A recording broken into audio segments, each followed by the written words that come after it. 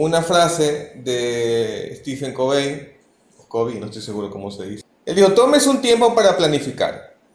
Las guerras se ganan en la tienda del general. El énfasis en poder ver hacia adelante lo que está por pasar y anticiparse y planificar muchas veces es la clave del éxito.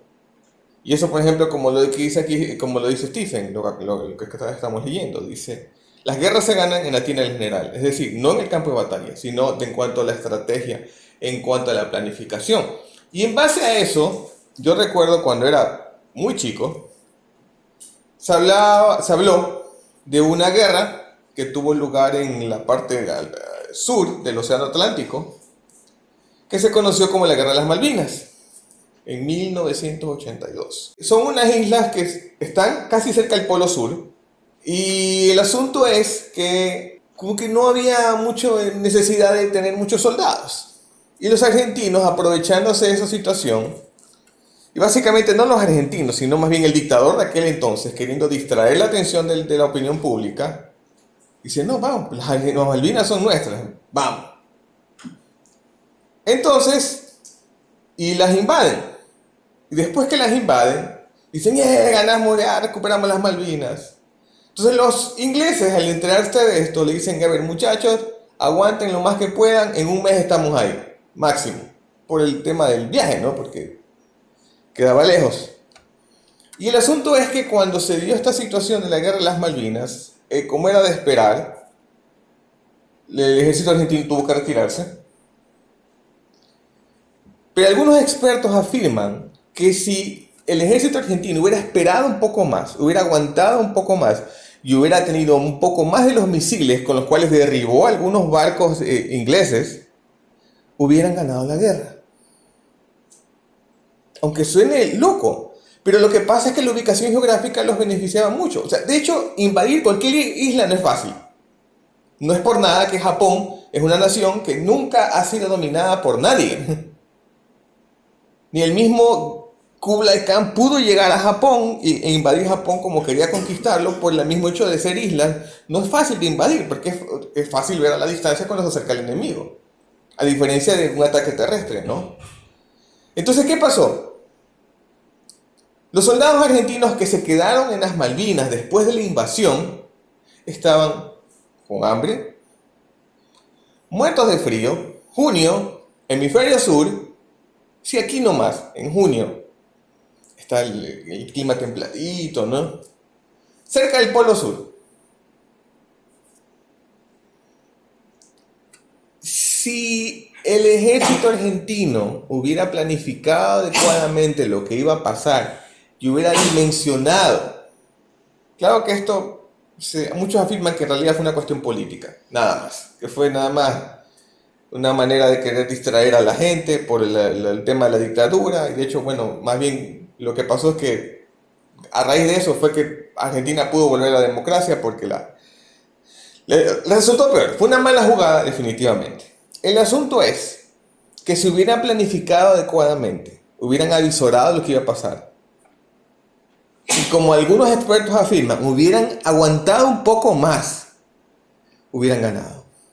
Porque el mismo hecho de la distancia del Reino Unido a las islas le complicaba mucho las cosas a los ingleses. Porque llegaba el momento en que los suministros se les acababan y tenían que volverse a abastecer. Entonces, y sin embargo, la distancia, en el caso de la misma Argentina, están cerca, entonces precisamente podían abastecerse sin mucho problema. Y lo que quiero yo decir con todo esto es que todo lleva un orden. Y el orden lo estableció el mismo Señor. Y en el caso, el caso del ejemplo que acabamos de ver, cada cual tuvo sus consecuencias posteriores. Yo recuerdo que cuando era niño mi padre me compraba una revista argentina llamada Villiquen, que ya deben ser piezas de museo.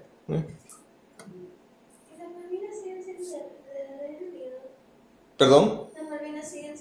Claro, de hecho hasta el 2013 hubo una consulta popular, hubo un referendo. Le hicieron a los mismos habitantes, les preguntaron a los mismos habitantes de las Malvinas, ¿qué quieren ser? ¿Británicos o argentinos? británico. Sí, pues. Que nos invadan acá. Claro, pues, y peor en pleno. Bueno, 9 de cada 10 naciones del mundo han sido invadidas por los ingleses. De hecho, Ecuador alguna vez se lo fue. ¿Ya? El asunto es que todo esto tuvo el resultado que tuvo por una falta de planificación. ¿Y cómo aplicamos nosotros esto a nuestra vida espiritual? Vamos a lo que dice Josué 3:5. Entonces Josué dijo al pueblo: conságrense, porque mañana el Señor hará maravillas entre ustedes. Al decir conságrense, en otras versiones dice purifíquense. Lo que Josué está diciendo es conéctense con el Señor antes de pasar el Jordán. Es decir, estaba avisorando la situación, estaba planificando lo que venía a pasar, lo que iba a pasar. Y sabían que ante una obra tan poderosa y que hasta nuestros días podemos nosotros ver y hacer referencia a ella, vemos que Josué pone como prioridad el conectarse con el Creador. Es decir, hay un orden. Y esto pasa, por ejemplo, como cuando uno se casa. Y quiero que me presten mucha atención a esta referencia. Cuando por ejemplo, yo me casé, yo estoy aceptando, en otras palabras, estoy recibiendo a mi esposa en mi corazón. Y obviamente al hacer los votos matrimoniales, que es lo que uno dice, que sí, que estar juntos, ser fiel, que en la riqueza, en la pobreza, todas esas cosas, ¿no? Cosas comunes y todas las cosas, todos esos votos que uno hace cuando se casa. Pero eso no terminó ahí. No es que ya lo dije y ya. No es que yo puedo venir en este día y decir, no, bueno, ya yo te dije que te aceptaba hace tanto tiempo. Ya no. Se fue el amor. Sino que el haberla recibido a ella es una decisión de todos los días. Seguir adelante, seguir esforzándose y obviamente cosas que no son fáciles. ¿Qué es lo que pasa cuando recibimos al Señor? Es algo, podríamos decir, similar. Con la diferencia de que en el caso del cónyuge, el cónyuge tiene errores. Se equivoca. El Señor no. Y en el momento que yo decido aceptarlo, es un proceso de todos los días. No es que solo lo acepté una vez y se acabó. Y como dijo Benjamin Franklin, si hay matrimonio sin amor, muy pronto habrá amor sin matrimonio. Y eso pasa cuando nosotros no recibimos al Señor por amor. Facilito nos desviamos, porque nuestro corazón no está comprometido, porque no es nuestro corazón el que lo ha recibido, sino que fue el recibirlo nada más de manera nominal. Hice una oración nada más porque me dijeron que lo haga, pero no hubo nada en mi corazón. Y por eso es que Josué le dice al pueblo, conságrense. Mañana el Señor hará maravillas entre ustedes. Conéctense de corazón. No porque simplemente yo se los digo, sino porque es lo mejor para cada uno. Dice Colosenses 1, del 9 al 10, o segunda parte del 9. Dice, pedimos a Dios que los llene del conocimiento de su voluntad, que los haga profundamente sabios y les conceda la prudencia del Espíritu. Su estilo de vida será así, totalmente digno y agradable al Señor. Darán fruto en toda suerte de obras buenas y crecerán en el conocimiento de Dios. Es decir, ese proceso del cual estamos hablando, que es de todos los días, reconocer que el Señor es mi Salvador, que el Señor es el que me guía, se fundamenta en la oración. Como dice aquí, no, pedimos a Dios que los llene del conocimiento de su voluntad, es decir, que los dirija, que les muestre hacia dónde ir, que los haga profundamente sabios, y que el Espíritu Santo sea el que nos dé la sabiduría para ser prudentes. Como hemos hablado tantas veces, mansos como palomas y astutos como serpientes. De esa forma, nuestra vida va a ser totalmente digna y agradable. Y fíjense bien, aquí viene la clave, que yo creo que es se puede decir, el centro, el meollo o el enfoque principal del mensaje. Dice, darán fruto en toda suerte de obras buenas y crecerán en el conocimiento del Señor. Es decir, darán fruto y lo conocerán más a Él. Dense cuenta de un detalle, dice darán, no dice recibirán. Darán fruto. Cuando un árbol da fruto, ese fruto, valga la redundancia, es para dar. El árbol no recibe nada al dar fruto. Lo máximo que puede recibir es hijitos, entre comillas, ¿no? Por las semillas que hay en los frutos. Pero de ahí, un árbol de mango, que en esta época es tan popular, uno les saca los mangos al árbol, y el árbol, ¿en qué se beneficia? Tal vez en tener menos peso en sus ramas, y se acabó. Pero es el ciclo. Entonces, por eso el mismo Señor nos da su ejemplo de darse. Él se dio a sí mismo. La Escritura nos dice que el Padre dio al Hijo por amor a la humanidad. Es decir, por amor a cada uno de nosotros. Y si nosotros nos decimos que somos sus hijos, tenemos que ser también ese ejemplo de quien está dispuesto a dar. ¿Qué hacemos cuando alguien que nos ha hecho algo malo se ve afectado? Cuando sabemos que alguien que nos hizo algún mal, habló mal de nosotros o nos hizo algún daño, y a esta persona le pasa algo terrible, se enferma o le fue súper mal o algo, ¿qué es lo que pensamos en ese momento? Ahí está, eso pasa por meterse con el pueblo del Señor. Es tu justicia en contra de los pequeñitos, porque en tu palabra dice, Señor, que hay del que se mete con mis pequeñitos.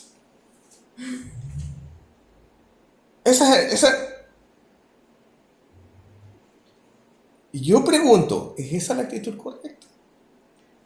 ¿Acaso uno es juez? ¿O quién es el juez?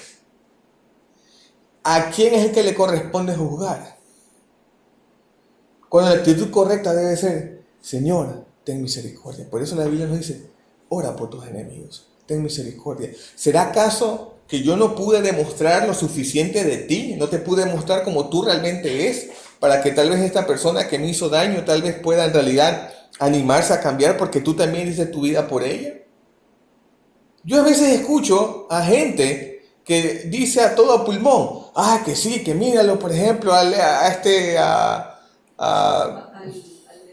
Venezuela. Sí, exactamente, al expresidente de Venezuela, que se atrevió a maldecir a Israel en público y por eso le pasó lo que le pasó.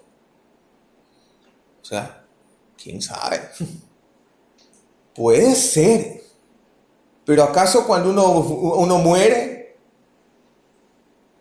de repente en autopsia, pueden decir, falleció por tales causas, ¿no? Pero no hay una autopsia para lo que hay en el corazón. No hay una autopsia que diga si falleció por maldecir a Israel. Que a simple vista uno puede decir, bueno, sí, puede ser. Pero no es algo que nos corresponde juzgar. Nosotros no lo sabemos. No somos jueces. El juez justo es el Señor. Lo que a nosotros nos toca pensar es, bueno, si alguna persona que fue cercana a Él, que te conocía, Señor, ¿acaso no te mostró a ti como eres en realidad? Y tal vez de esa manera poder cambiar y poder tal vez recibir tu amor, porque Jesús también dio su vida por Él. Y eso es así, porque hay un orden. tenemos que entender que los problemas no acaban cuando oro, pero sí empiezan las soluciones. Cuando yo oro, no es que los problemas terminan, pero sí empiezan las soluciones. Cuando yo oro por alguien más, tal vez sus problemas no se acaben, pero sí empezarán a verse las soluciones. Por eso, como dije al principio, hay un orden.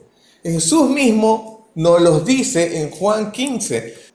El Señor en Juan 15, del 1 al 3, que dice: yo soy la vid verdadera y mi Padre es el jardinero. Él corta de mí cada una de las ramas que no llevan fruto. Él poda las ramas que llevan fruto a fin de que lleven mucho más fruto. Ustedes ya están podados y limpios por lo que les he dicho. El Señor mismo está hablando. Lo que yo les he dicho y lo que ustedes me han visto hacer, cumpliendo la ley del Señor, está podándolos. ¿Por qué? ¿Por qué los está podando? Porque están cambiando su mente para poder ver las cosas de manera diferente, y de esa manera las cosas que salgan de su corazón, porque recordemos que lo que contamina al hombre no es lo que le entra, sino lo que le sale. Entonces, para que las cosas que salgan de su corazón sean diferentes, porque ya sus corazones han sido podados, han sido limpiados para que den fruto. Y una vez más el énfasis en dar. Si yo pretendo representar a Dios y no doy, estoy dando una imagen errónea de mi Padre. Y esto, por ejemplo, hace poco me enteré de algo en una conferencia de Todd White, que él justamente hablaba acerca de esto de lo que tiene que ver con el dar. Dice que en varias ciudades que ha estado, en muchas ciudades que ha estado de repente en Estados Unidos, ha hecho una especie de encuesta. Y él dice y afirma que los meseros, las camareras de los restaurantes, le preguntan: ¿cuál es el peor día de la semana? Dicen: los domingos después de la iglesia. Los cristianos son los peores en dar propinas y son los que más se quejan.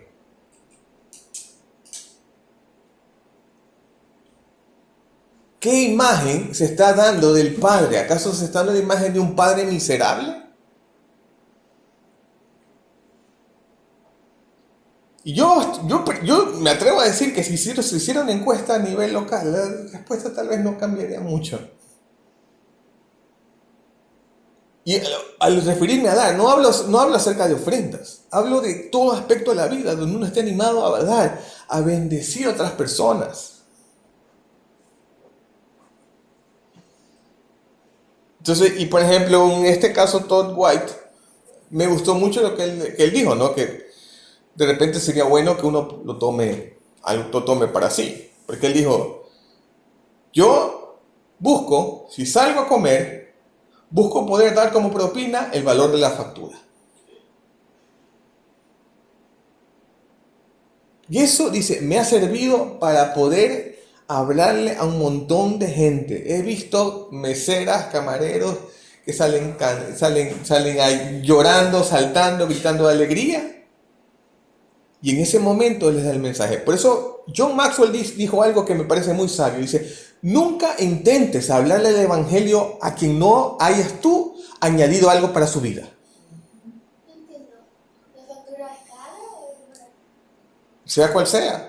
Si la factura le salía por $20, le daba $20 de propina. ¿Cómo? Pero la factura no es el papelito. O sea, en el papel valor del papel, sale el valor. Ya, el sí. valor de lo que tú comiste, darle lo mismo al mesero de propina. Sí, suena loco. Y uno dice: pero sin embargo, y Todd White lo dice. Lo que dice Todd White dice: bueno, eso quiere decir que uno de repente tiene que salir a comer menos. Y eso está bien. Eso también es algo que está bien. Pero si ya lo voy a hacer, voy con la actitud de precisamente poder bendecir a alguien, sumar en la vida de alguien, y de esa manera poder demostrarle que Dios es un Dios que da. O sea, basta que todos los días nos levantemos y nos demos cuenta de que cómo Dios nos da. Todos los días. Todos los días. Basta que veamos el sol salir y de esa manera podemos ver que, bueno, está dando. Y por eso el Señor me dice aquí, ¿no? Ustedes están podados y limpios por lo que les he dicho. Porque están cambiando la mente para poder representar apropiadamente a su Padre. Y más adelante en el versículo 5 dice, yo soy la vid y ustedes las ramas. Los que permanezcan en mí y yo en ellos producirán mucho fruto. Porque lejos de mí ustedes no pueden hacer nada. Dense cuenta cómo dice, yo soy la vid, de la viña del Señor. Ustedes las ramas. Los que permanecen en mí, es decir, los que estamos conectados con Él, pero no solo habla de los que están conectados con Él, sino que también aquellos en los que Él está conectado con ellos, es decir, de doble vía. Los que permanecen en mí y yo en ellos. Es decir, aquellos que se dicen cristianos, aquellos que se dicen seguidores del Señor, pero aquellos que también que permiten que el Espíritu Santo obre en sus vidas. Aquellos que permiten que el Espíritu Santo sea transmitiendo de sus vidas para otras personas. Aquellos que buscan sumar en la vida de las personas. Aquellos que buscan dar. No que busquen estar queriendo sacar provecho del otro, sino que más bien están buscando dar a las otras personas. Dar de lo que puedan. Dar de su tiempo, dar de su amor, dar lo que puedan. Por eso dice el Señor, los que permanecen en mí y yo en ellos. Aquellos que se conectan conmigo y aquellos también que permiten que yo me conecte con ellos. De esa manera pueden dar muchos frutos. Dice aquí, ¿no? Lejos de mí ustedes no pueden hacer nada. Obviamente, no podrán hacer nada que tenga que ver con su reino. Porque en sus fuerzas de repente pueden hacerlo. Pero no va a durar. No va a ser un fruto que pueda ser duradero. Porque lo que es de Dios permanece. Y el Señor más adelante complementa esto diciendo, si ustedes hacen lo que yo digo, permanecerán en mi amor. Así como yo hago lo que mi Padre dice y permanezco en su amor. Les he explicado esto para que mi alegría esté en ustedes y así su alegría esté completa.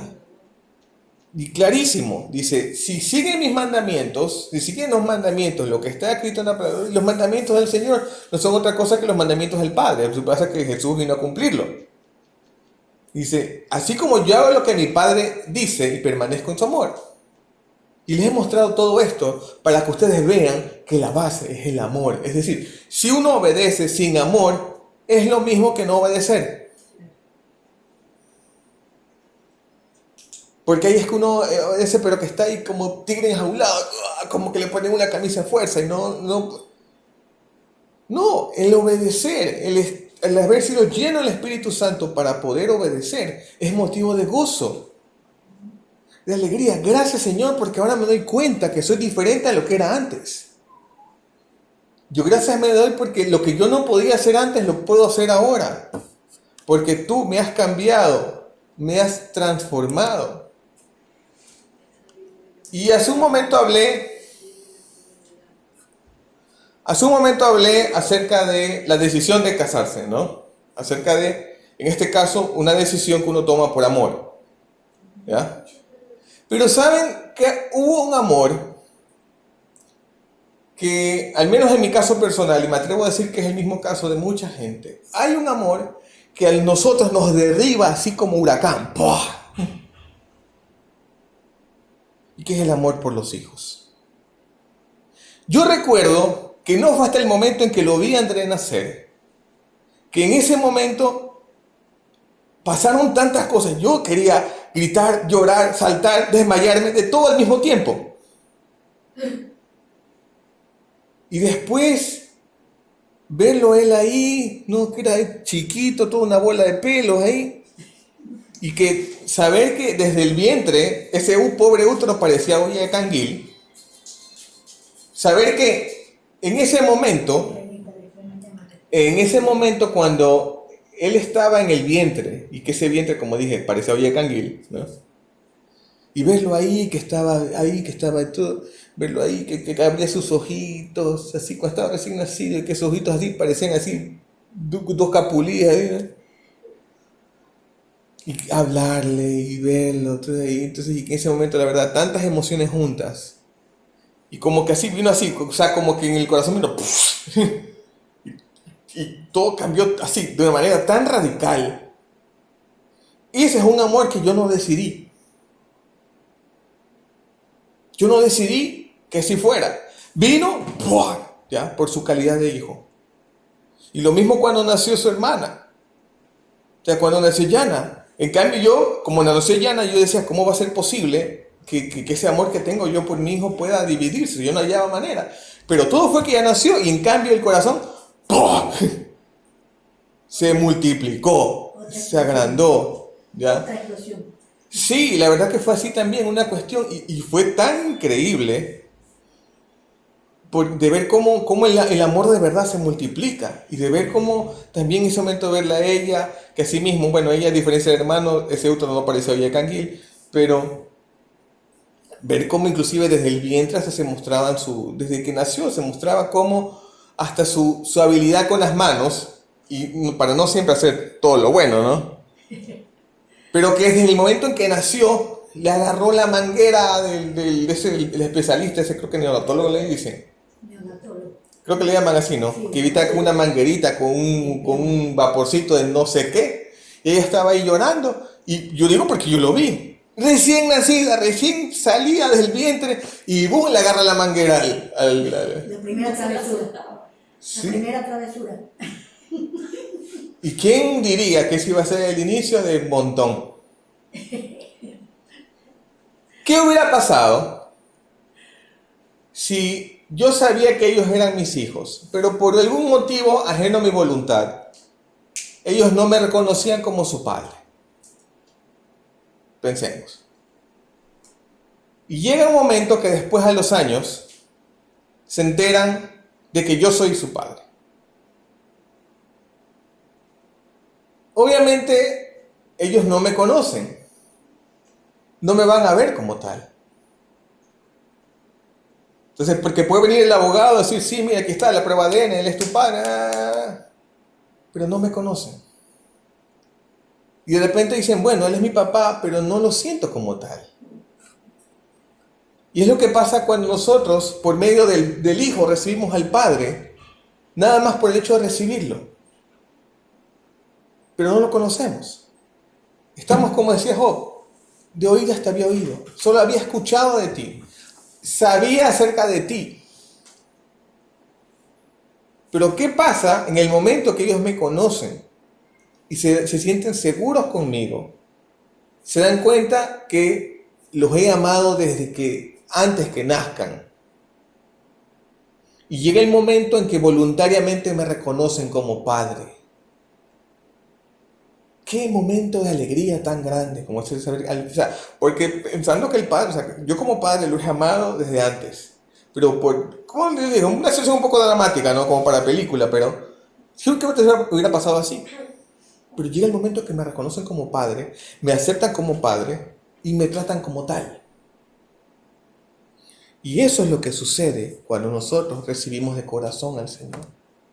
No solo nos acercamos al Padre, sino que lo recibimos como tal. Y es a partir de ese momento donde nuestra verdad, aquella verdad que es la verdad del Señor, es la que nos lleva precisamente a ser quienes debemos de ser para su gloria. Conociéndolo a Él como Él es, aceptándolo a Él como Él es, ese Dios de amor.